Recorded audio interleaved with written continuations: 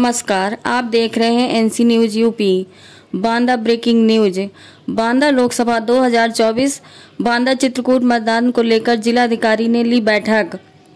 Collectorate सभागार में जिलाधिकारी दुर्गा शक्ति नागपाल एवं एसपी अंकुर अग्रवाल तथा एडीएम रहे मौजूद। निर्वाचन आयोग के रूल्स के मुताबिक की गई व्यवस्थाएं। पोलिंग बूथ के बाहर बनाया जाएगा सहायता केंद्र। डीएम मतदान केंद्र पर बनाया जाएगा सेल्फी पॉइंट। लोगों को जागरूक करने के उद्देश्य से सोशल मीडिया पर सेल्फी का लोग करेंगे प्रचार प्रसार। नामांकन को लेकर एडीएम ने जारी किया गाइडलाइन।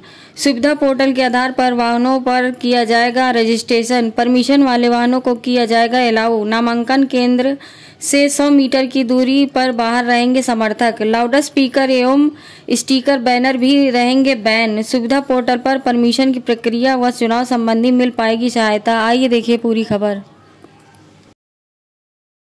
सुविधा दी जाएगी। सुविधा पोर्टल के माध्यम से ही वो आवेदन कर सकता है और अनुमति प्राप्त कर सकता है। उसको हार्ड कॉपी लेकर कलेक्ट्रेट आने की आवश्यकता नहीं है। दूसरा, आप लोगों के माध्यम से हमारे लोगों को एक सूचना ये देना चाहूँगा कि आज से चाहे चित्रकूट और बांदा के पूरे पीसी में कहीं कोई अनुमति अगर लेने के लिए आवेदन करेगा तो उसे रिटर्निंग ऑफिसर को करनी होगी। इसका मतलब ये हमारे कैंडिडेट जो भी है उनको अगर चित्रकूट में भी रैली करना है तो उसके परमिशन के लिए वो अब तक डीएम चित्रकूट साहब से लेते थे, अब वो रिटर्निंग ऑफिसर से लेते।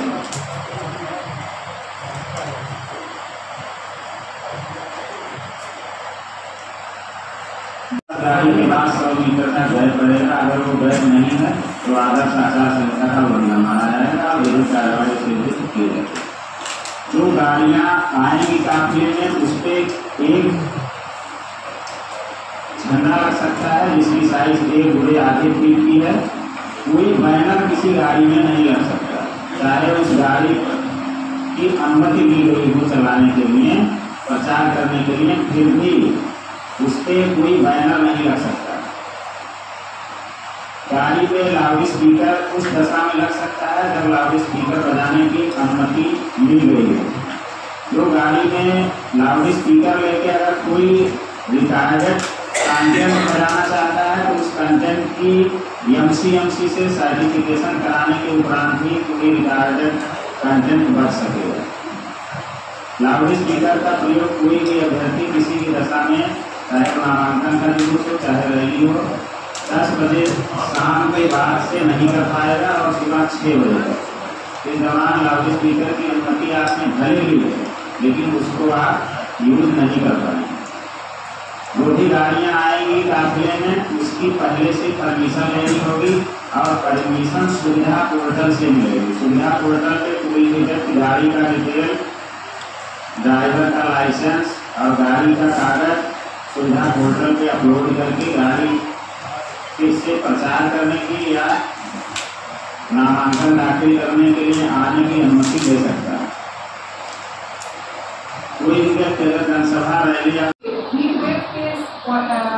बहुत ही महत्वपूर्ण विषय है क्योंकि हम लोग बुंदेलखंड में हैं। बांदा में लगातार तापमान बढ़ता जा रहा है, गर्मी बहुत बढ़ रही है, आए दिन डिहाइड्रेशन, डायरिया की शिकायतें आ रही हैं। तो उसके नजरिए हमने एक ट्रीटमेंट एक्शन प्लान बनाया है जिससे कि पूरे जनपद में गर्मी से और पानी की किल्लत से कैसे निपटना है उसकी हमने तैयारी कर ली है और वो प्रोग्राम हमारा एग्जीक्यूट हो रहा है। उसी प्रोग्राम में बूथों पे कैसे छाया रहे, गर्मी से लोग परेशान ना हो, नहीं तो हमारा मतदाता प्रतिशत सफर करेगा, ज़्यादा से ज़्यादा लोगों को सहूलियत मिले। इसके लिए हमने बूथों पर कुछ व्यवस्थाएं हम लोग करने जा रहे हैं। टेंट लगेगा, छाया की व्यवस्था हो ताकि जब लंबी लाइनें लगती है तो लोगों को गर्मी में ना परेशान होना पड़े, तो टेंट के नीचे छाया में खड़े हो सकते हैं। इसके अलावा घड़े रखे जाएंगे जिसमें शुद्ध पीने का पानी होगा।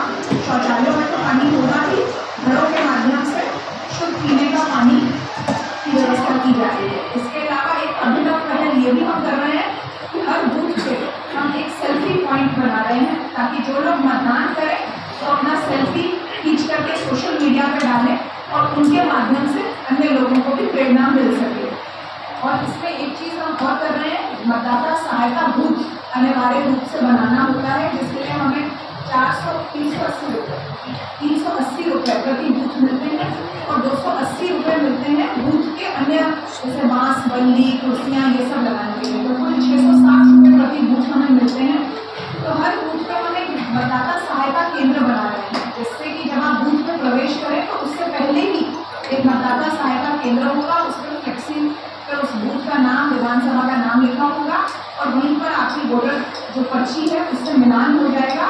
ये देख लिया जाएगा कि आपका मतदाता सूची में कौन से क्रम संख्या पे आपका नाम है, नहीं है, उस तरह की प्रक्रियाएं उस सब में, ताकि कम से कम लोगों को लाइन में इंतजार करना पड़े, क्योंकि चेकिंग के प्रोसेस में बहुत टाइम लगता है। तो मतदाता सहायता केंद्र से जो ये फॉर्मेलिटीज हैं ये पूरी होती जाएगी और फिर तेजी से लोग अपना मतदान करने के लिए आगे बढ़ते चले जाएंगे।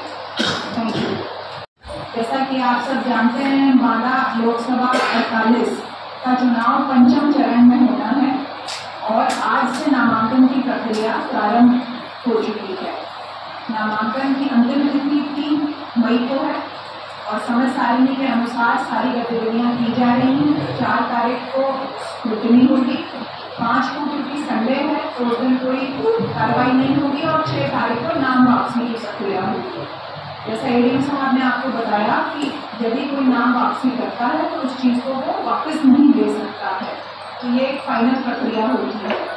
और कप्तान साहब ने आपको बताया कि सारी पुलिस के दृष्टिकोण से सारी व्यवस्थाएं प्रतिपूर्ण हैं, कहाँ कहाँ कैसे कैसे पुलिस फोर्स लगनी है, हमारा उसका रूट चार्ट बन चुका है, कौन सी बस में कितनी पोलिंग पार्टियाँ, कितने पुलिस और शस्त्रधारी कर्मी जाएंगे, उसकी पूरी तैयारी हो चुकी है। कुछ बातें हैं जो मैं आपको बताना चाहती हूँ ओवरऑल इलेक्शन की प्रक्रिया से रिलेटेड। आप लोग अवगत हैं कि जो ईवीएम्स हैं और पोलिंग पार्टीज हैं दोनों का प्रथम रैंडमाइजेशन हो चुका है। तो ईवीएम की प्रथम रैंडमाइजेशन के बाद जो पूरा पूल था ईवीएम का, अब उसकी विधानसभावार छटाई हो चुकी है और उसको विधिवत राजनीतिक दलों की उपस्थिति में सील किया जा चुका है वेयर हाउस में। अब उसको हम सेकेंड रैंडमाइजेशन के बाद जो हमारा मंडी स्थल है जहाँ पे हमारे स्ट्रॉन्ग रूम्स है वहाँ पर हमको पुलिस बल की निगरानी में शिफ्ट किया जाएगा। जहाँ तक कार्मिकों की बात है उनका भी प्रथम रैंडमाइजेशन हो चुका है, पीठासीन और P1 का, और P2 और P3 का भी हो चुका है। लेकिन जो पहला राउंड ऑफ ट्रेनिंग होता है उसमें सिर्फ पीठासीन और P1 की ट्रेनिंग होती है, वो हमारी कल से प्रारंभ हो चुकी है और आने वाले कल में वो समाप्त हो जाएगी। उस ट्रेनिंग में एक महत्वपूर्ण बात यह है कि कोई भी कर्मी, चाहे वो पुलिस का हो, चाहे वो चतुश्रेणी हो, चाहे वो पोलिंग पार्टी का सदस्य हो, कोई भी कर्मी अपने मतदान के अधिकार से वंचित न रहने पाए, इसके लिए उनको पोस्टल बैलेट और ईडीसी के माध्यम से सुविधा उपलब्ध कराई जा रही है। हमारे यहाँ 3 ऑब्जर्वर्स के आदेश पारित हो चुके हैं, एक एक्सपेंडिचर ऑब्जर्वर, एक जनरल ऑब्जर्वर और एक पुलिस ऑब्जर्वर। और इनमें से एक्सपेंडिचर ऑब्जर्वर आज पधार चुके हैं बांदा में, उन्होंने ज्वाइन कर लिया है। यदि किसी को भी कोई शिकायत है तो सुबह 10 बजे उनसे मिला जा सकता है, उनको ईमेल भी किया जा सकता है।